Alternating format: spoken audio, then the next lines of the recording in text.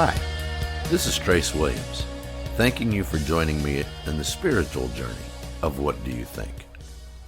Today, we're talking about loving your neighbor.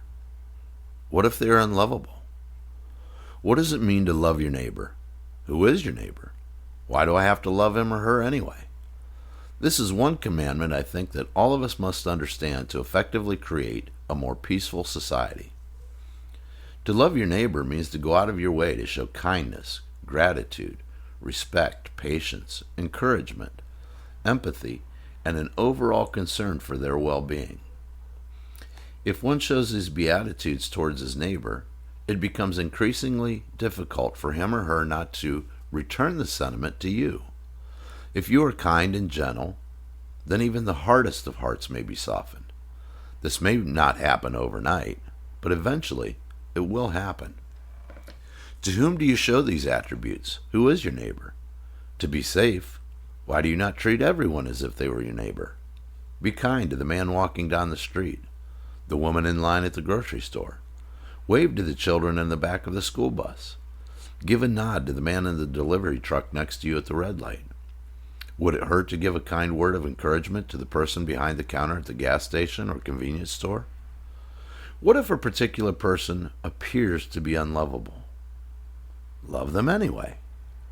People leave people with an impression, but impressions are nothing more than your own perception of a particular person at a particular point in time. You may have happened upon someone who had just suffered a major loss in their life. They may have just been given catastrophic news about their own health, or the health of a loved one. Maybe they are having a day where it seems as though nothing is going right for them. Whatever the case is, a kind word, or a word of encouragement, or some empathy may be just what they need to get through the day. You may not see the rewards of your effort, but you will be blessed with a feeling of joy within by knowing you did all you could to help an individual just by showing concern and empathy for another.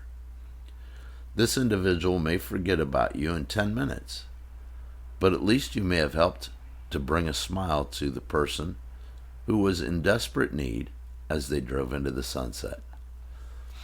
Can you imagine as this person makes his next stop and gets treated the same way by another individual?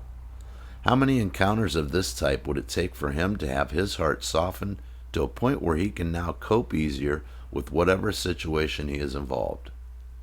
He may not, at first, be accepting of the empathy or word of encouragement from a stranger, but it would be hard to deny the concern expressed by others that gave him the same respect along the way.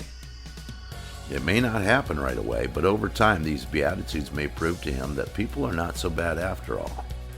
As it states in Mark chapter 12 and verses 31 and 32, love the Lord your God. And the second is this, love your neighbor as yourself. There is no greater commandment than this.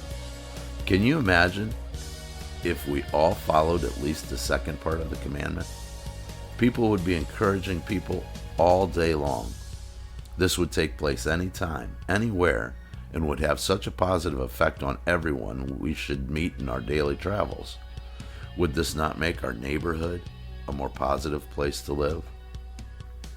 What do you think? Again, I'm Trace Williams. Thank you for joining me. Have a great day, everybody.